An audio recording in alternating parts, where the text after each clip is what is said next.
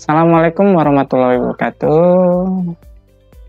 Jumpa lagi dengan saya, Bapak Dr. Rudilmanto. Hari ini saya akan menyampaikan mata kuliah terkait dengan pemetaan dan geomatika kehutanan. Jadi pada mata kuliah pemetaan dan geomatika kehutanan ini, indikator capaian mata kuliah yang pertama adalah citra satelit dan sistem pemetaan, dilanjutkan dengan tekanan udara, kecepatan angin, dan geomatika terkait dengan bentuk bumi, dan terakhir apa itu peta. Nah, secara ringkasnya hubungan-hubungan tersebut yang pada indikator capaian mata kuliah ini, yang selama ini kita pahami, hal yang biasa kita lihat selama ini adalah bentuk bumi atau kita sering dengar globe, dan gambar bidang datar bumi atau kita sering dengar atau kita sebut dengan citra atau peta. Nah, bagaimana kaitannya untuk saat ini dengan tekanan udara, kecepatan angin, dan geomatika, yang perwujudannya seperti apa dalam mata kuliah pemetaan dan geomatika kehutanan ini dalam bentuk data, peta, dan instrumen atau alat yang kita sebut sebagai GPS atau Global Position System, yang menunjukkan lokasi atau tempat suatu wilayah daerah. Dan pada akhirnya nantinya kita akan melihat suatu bentuk akurasi pengukuran. Akurasi pengukuran ini biasanya dilakukan dalam bentuk ilmu ukur tanah, ground check lapangan, dan teknik sampling. Jadi pada indikator capaian mata kuliah yang pertama adalah apa yang bisa kita lihat secara sederhananya, dan hal lain yang bisa kita lihat dari model bumi atau bentuk bumi. Nah, indikator capaian mata kuliah ini yang kedua adalah hubungan tekanan udara, kecepatan angin, dan geomagnetik. Nah, hubungan tekanan udara, kecepatan angin, dan geomagnetik ini dengan bentuk bumi. Berikutnya adalah peta. Nah, apa itu arti peta? Pembahasan umum terkait dengan peta, hubungan lainnya, dan pada akhirnya kita akan melihat semua itu dalam bentuk suatu akurasi pengukuran. Arti peta dikutip langsung dari Wikipedia tentang pembahasan peta tahun 2021. Disebutkan bahwa peta adalah gambaran permukaan bumi. Gambaran permukaan bumi ini yang ditampilkan pada suatu bidang datar atau media yang datar dengan skala tertentu. Di sini kita bisa pahami bahwa ini peta merupakan suatu visualisasi dari gambar bumi yang dibuat secara mendatar atau kita sering sebut dua dimensi, ditampilkan suatu bidang datar dengan skala tertentu. Nah, skala tertentu ini artinya perbandingan antara visualisasi atau model yang kita buat pada bidang datar itu dengan realitas yang menjadi patokan pengukuran. Nah, di peta itu juga kita ada bagian-bagian tertentu yang kita buat atau kita ukur, misalnya suatu wilayah yang dibatasi oleh administrasi, yang dibatasi oleh pembatas alam, misalnya sungai, gunung, dan segala macam. Nah, batasan-batas itu kita tampilkan di bidang datar, kita visualisasikan baik secara manual maupun menggunakan berbagai software-software yang ada. Misalnya software-software yang ada sebagai contoh ArcGIS, terus Global Mapper dan sebagainya. Di situ sudah ada suatu tools atau alat-alat yang bisa secara otomatis menentukan skala atau kita secara manual melakukan suatu pengaturan dalam hal ini. Nah, peta bisa disajikan dalam berbagai cara yang berbeda, mulai dari peta yang konvensional, yang tercetak, ya, artinya kita bisa melihat hal itu. Suka kita lihat yang ada peta-peta yang sudah ada di dinding-dinding ruangan kerja, dinding-dinding sekolahan, atau yang sudah tersimpan secara fisik, ya. Itu disebut dengan konvensional, yang tercetak. Nah, di situ, dan hingga peta yang disebut dengan peta digital.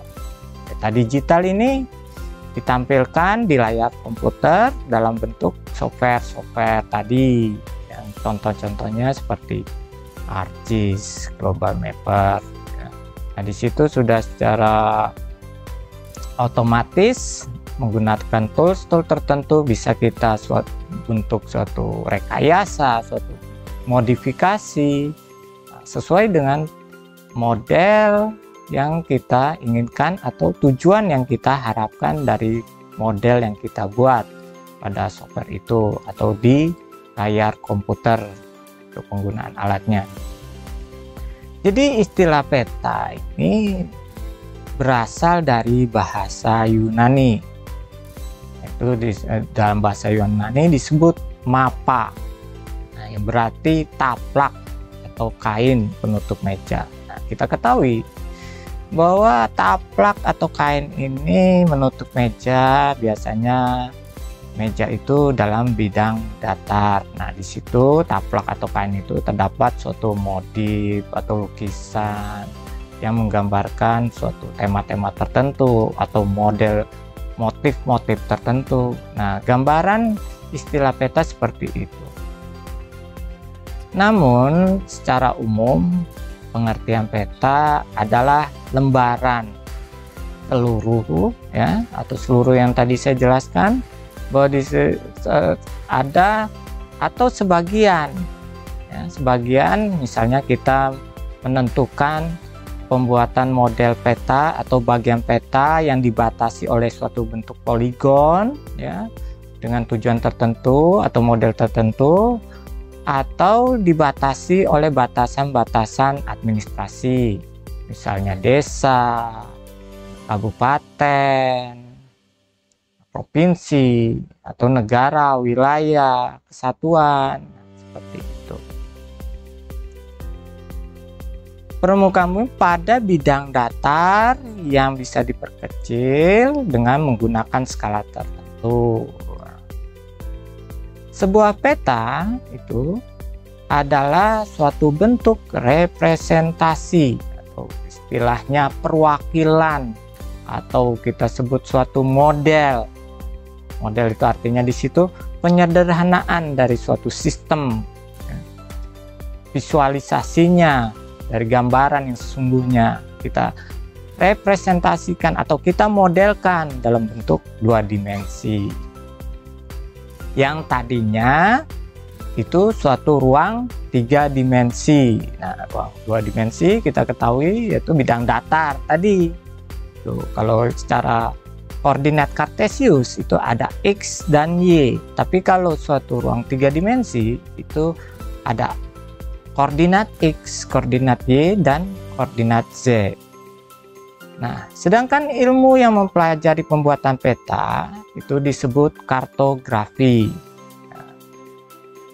Banyak peta mempunyai skala yang menentukan seberapa besar objek pada peta dalam keadaan yang sebenarnya. Itu gambaran skala, artinya apa yang kita visualkan itu berbandingnya berapa. Kumpulan dari beberapa peta itu disebut atlas.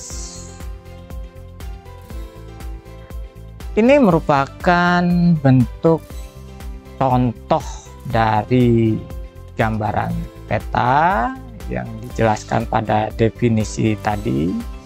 Nah, ini gambaran peta dunia. Bisa kita lihat bagaimana visualisasinya pada bidang datar atau 2 dimensi, gambaran bola bumi. Nah, yang kita ketahui selama ini, bola bumi itu dalam bentuk 3 dimensi. Nah, di peta di sini dibuat dalam bentuk peta. Dalam bentuk 3 dimensi tersebut ada koordinat X, ada koordinat Y dan Z. Itu kita buat dalam bentuk 2 dimensi. Nah, 2 dimensi ini hanya memerlukan suatu koordinat X dan Y. Ya, artinya di situ secara sederhananya ada panjang dan ada lebar. Di sini kita bisa lihat ya, bahwa bumi yang tadinya suatu bentuk 3 dimensi itu dibuat mendatar. Nah, kalau dihubungkan dengan definisi arti taplak ya bisa kita lihat ini seperti ini. Ya, suatu taplak meja yang digambar ada motif-motif tertentu. Nah, di sini di peta ini berisi suatu gambaran yang kita buat dengan skala tertentu. Nah, itu bisa kita lihat ada skala perbandingannya antara yang ada di gambar ini dengan yang sesungguhnya perbandingannya. Dan di situ ada suatu bentuk keterangan. Ada juga peta yang jenis menyertakan berbagai bentuk legenda, keterangan ya sesuai dengan tujuan dari masing-masing peta. Nah, bahkan ada yang peta hanya menggambarkan sebagian dari wilayah, itu lebih mendetail.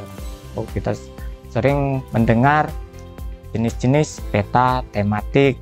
Misalnya peta tematik itu seperti peta curah hujan, peta angin, peta keadaan tumbuhan, tema-tema tertentu seperti itu. Selanjutnya syarat-syarat. Nah, syarat-syarat di sini suatu peta dikatakan suatu peta yang memenuhi syarat standar umumnya. Yang pertama itu konform. Konform ini yaitu bentuk dari sebuah peta yang digambarkan ini harus sebangun dengan keadaan asli atau sebenarnya di wilayah asal atau di kondisi di lapangan. Sebangun ini misalnya kita di visualisasi di 2 dimensi itu bentuknya segitiga. Kita membuat suatu poligonnya di keadaan di lapangan ya batasannya segitiga. Artinya di situ kita buat suatu titik koordinat di lapangannya yaitu dibatasi dalam bentuk segitiga. Nah, di peta batasan-batasan itu kita jabar, kita visualisasikan, kita gambarkan di bidang data dalam bentuk segitiga. Meskipun pas di lapangan kita akan tahu bahwa batasan segitiga itu hanya bidang dasarnya, bukan kondisi 3 dimensi. Nah, kondisi-kondisi 3 dimensi itu biasanya di peta digambarkan dalam bentuk legenda atau simbol-simbol yang menunjukkan kondisi-kondisi yang ada pada batasan-batasan tersebut. Yang kedua adalah equidistance, yaitu jarak di peta jika dikalikan dengan skala yang telah ditentukan sesuai dengan jarak di lapangan. Artinya kita menggunakan skala pengukuran yang ada atau kita buat di peta itu bisa sama dengan sesuai, artinya perbandingannya itu sesuai dengan yang jarak di lapangan. Tapi untuk saat ini kondisi-kondisi itu sangat mudah menggunakan berbagai software, aplikasi, dan peta-peta yang sudah terverifikasi secara baik, sudah tersimpan data-datanya di berbagai software atau media terkait dengan hal itu, terutama pada sistem informasi geografis. Yang ketiga adalah ekuivalen, yaitu daerah atau bidang yang digambarkan di peta setelah dihitung skalanya akan sama keadaannya yang ada di lapangan. Nah, ini hal yang perlu dipahami. Ekuivalen di sini ini dalam bentuk skalanya, tapi dalam keadaan lapangannya itu memang perlu suatu bentuk update data. Misalnya kita ketahui bahwa informasi sistem informasi geografi keadaan suatu peta yang sudah kita batasi bisa secara poligon atau tadi secara administrasi wilayah atau batas-batas alam, itu berubah keadaannya. Misalnya dari yang tertutup, lahan tertutup ditumbuhi banyak pohon. Nah, dalam suatu waktu itu tidak ada lagi penutupan lahannya, sudah dilakukan pembangunan. Nah, itu perlu ada keadaan yang sudah berbeda, tapi dalam bentuk skalanya tidak berbeda jauh mungkin dalam ukuran bidang datarnya, tetapi perlu ada bentuk verifikasi. Biasanya di situ ada namanya koreksi geometris. Di koreksi itu ada dua, koreksi geometris dan koreksi radiometrik. Kalau koreksi radiometrik itu kita akan melihat, mengkoreksi keadaan terkait dengan citra. Kalau koreksi geometrik yaitu posisi koordinat titik-titik yang ada di peta dengan di lapangan. Selanjutnya adalah fungsi pembuatan peta. Peta mempunyai beberapa fungsi di berbagai bidang, antara lain yaitu menunjukkan posisi atau lokasi relatif. Maksudnya di sini adalah letak suatu tempat dalam hubungannya dengan tempat lain di permukaan bumi. Dengan membaca peta, kita sudah langsung dapat mengetahui lokasi, lokasi relatif suatu wilayah yang kita lihat. Misalnya wilayah yang dipetakan ini, kita sudah bisa membayangkan atau bisa tahu wilayah yang kita petakan itu berada di mana. Seperti itu ya, posisinya, lokasinya di mana kita sudah paham, sudah kita bisa bayangkan. Memperlihatkan atau menggambarkan bentuk-bentuk permukaan bumi, misalnya kondisi bentuk benuanya atau gunung. Nah, ini yang saya katakan tadi, ini sebagai pembatas alam, sehingga dimensi yang dapat terlihat dalam keadaan peta. Nah, ini biasanya disimbolkan dalam bentuk-bentuk simbol. Misalnya kalau gunung, bentuk simbolnya ada bentuk segitiga, benua ada suatu gambaran poligon yang berwarna biru yang menunjukkan keterangannya itu suatu oh kalau benua ini suatu wilayah ya, wilayah benua, tapi kalau misalnya danau dan sebagainya. Nah, memperlihatkan dan menggambarkan bentuk-bentuk permukaan bumi ini, yang pertama bentuk-bentuk benua yang ada di dunia ini dapat kita amati pada peta. Yang kedua, bentuk-bentuk permukaan bumi dapat diamati dari simbol warna yang terlihat berbeda-beda. Nah, tadi itu yang saya jelaskan, bagaimana simbol-simbol itu berfungsi menjelaskan, menggambarkan, atau yang kita sebut dengan suatu legenda atau keterangan. Nah, peta menyajikan data tentang potensi suatu daerah. Misalnya peta potensi rawan banjir. Nah, di sini suatu peta ini menyajikan data informasi tersebut. Ini lebih cenderung untuk membuat suatu model gambaran peta tematik. Kita mau mengetahui suatu peta, suatu wilayah, apakah ini akan rawan banjir atau tidak. Nah, ini bisa kita lihat. Nah, itu terkait dengan fungsi peta sebenarnya untuk menyajikan tentang suatu potensi daerah.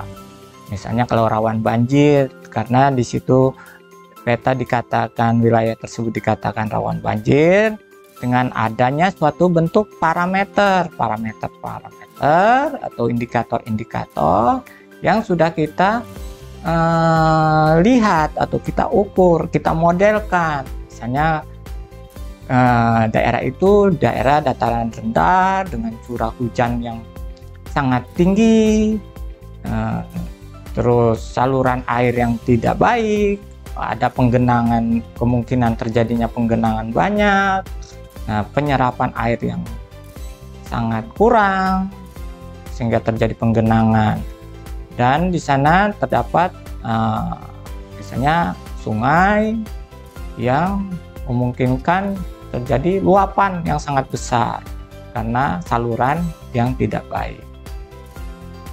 Selanjutnya adalah peta potensi kekeringan. Nah, ini kita bisa lihat selain yang tadi sudah saya jelaskan, potensi rawan banjir. Di sini ada parameter, indikator yang kita ukur, yang kita pahami yang menyebabkan wilayah tersebut yang kita petakan ini mempunyai potensi kekeringan. Misalnya wilayah tersebut dengan curah hujan yang sangat rendah, tutupan lahan yang tidak ada, terus aliran yang cepat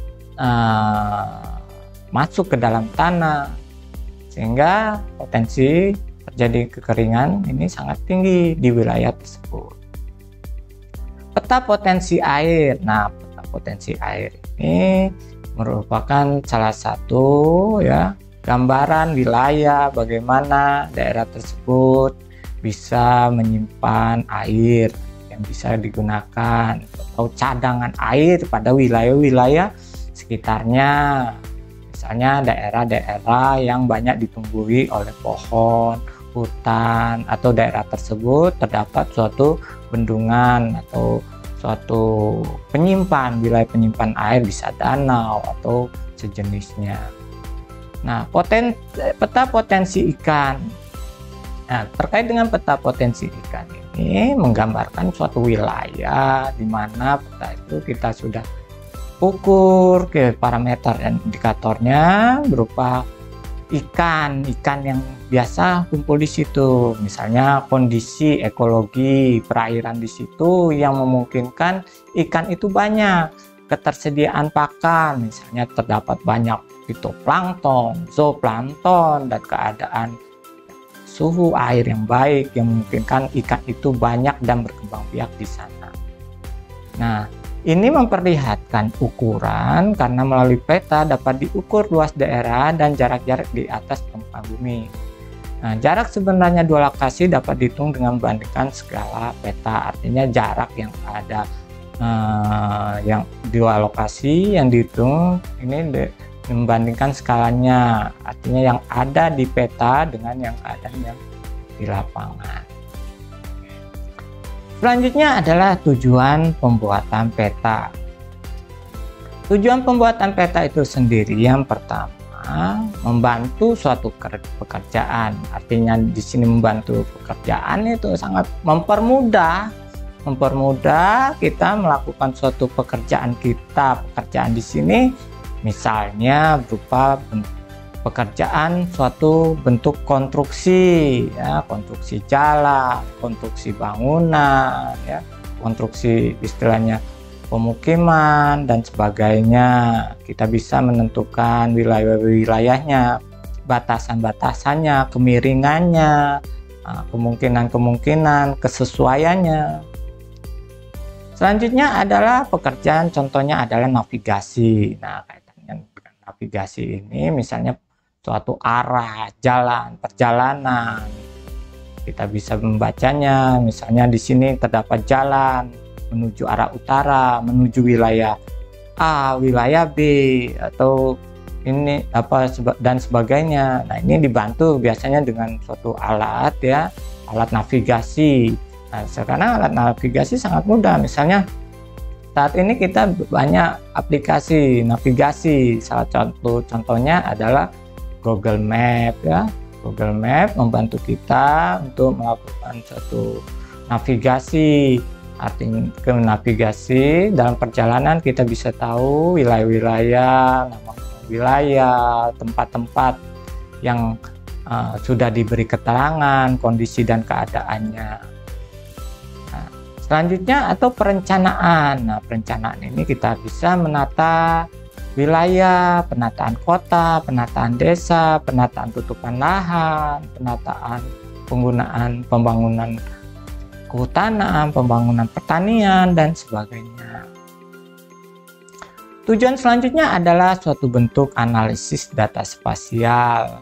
Analisis data spasial ini kita bisa melakukan suatu analisa yang nantinya kita suatu buat model, ya, model dengan model-model yang kita sesuai dengan tujuan dan harapan yang kita inginkan dengan melihat parameter dan indikator yang ada pada wilayah tersebut. Misalnya perhitungan volume. Perhitungan volume ini di sini kita melihat keadaan air wilayah tersebut, ya. Air wilayah tersebut bagaimana, volume dalam arti volume ini bukan secara artinya tematik, volume keadaan yang ada isinya di situ. Selanjutnya di sini adalah tujuannya menyimpan informasi yang penting, yang berguna sesuai tujuan dan harapan kita. Dengan adanya peta itu kita bisa tahu, bisa memperbaiki keadaan atau bagaimana yang kita harapkan atau memodelkan. Membantu dalam pembuatan suatu desain jalan, ya, tadi sudah dijelaskan terkait dengan pekerjaan konstruksi jalan, bangunan, terus komunikasi informasi ruang yaitu kita bisa melihat bagaimana suatu wilayah yang dibatasi batas alam, gunung, atau lembah atau sungai. Nah, di situ kan komunikasi antar ruang terbatas. Nah, misalnya suatu wilayah dibatasi dengan sungai, kita bisa melihat di situ dengan peta di situ. Di bagian mana yang bisa digunakan untuk sebagai jembatan untuk menghubungkan antara wilayah satu dengan wilayah lain.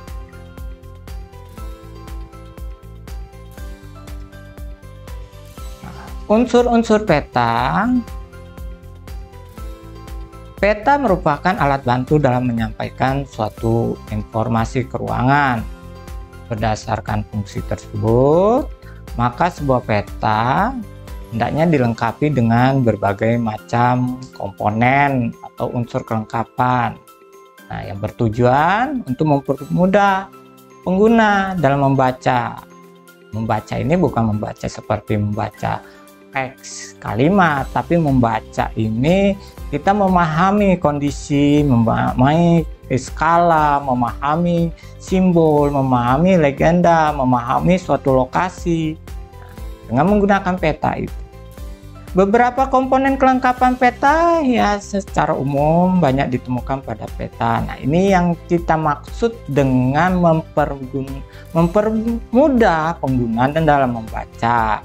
Misalnya judul peta, judulnya misalnya kondisi potensi air, potensi rawan banjir atau rawan kekeringan. Nah, di situ sudah dibuat suatu tema. Peta itu bertemakan atau dibatasi dengan wilayah administrasi, misalnya Kabupaten A, Kabupaten wilayah Kabupaten A, Kabupaten B. Di situ sudah ada hal yang sudah tema. Terus legenda. Nah, legenda ini terkait tadi ya, gambaran yang ada di dalam peta itu, informasi-informasi yang ada di situ. Nah, legenda itu bisa berupa warna, bisa berupa simbol atau keterangan. Nah, orientasi ini tanda arah. Nah, ini bisa kita lihat misalnya arah mata angin, ada utara, selatan, timur, barat, dan sebagainya. Skala ini adalah perbandingan antara apa yang kita buat peta, yang ada di peta, perbandingannya baik ukurannya ya biasa ukuran yang ada di peta dengan kondisi ukuran yang ada di lapangan. Selanjutnya adalah warna. Di peta kita bisa lihat sering warna-warna, ada simbol kotak warna. Nah, di situ digambarkan di petanya atau di wilayah yang dibuat peta itu ada warna yang suatu poligon atau dibatasi suatu batasan warna kuning, merah. Nah, warna-warna ini nanti diberi kita misalnya warna kuning daerah apa, warna merah daerah apa, warna hijau dan sebagainya. Nah, garis astronomi itu garis bujur ya, bujur dan lintang. Di situ garis-garis bujur dan lintang itu terdapat yaitu garis-garis detail berupa derajat ya. Ini biasa digunakan untuk menentukan suatu titik koordinat ya, suatu titik atau suatu wilayah atau poligon. Nah, nantinya juga ini menentukan suatu luasan daerah tersebut berada di mana, kondisinya bagaimana, garis astronomi dan lain sebagainya. Demikian yang bisa saya sampaikan terkait dengan peta. Terima kasih telah melihat video pembelajaran ini. Saya akhiri. Assalamualaikum warahmatullahi wabarakatuh.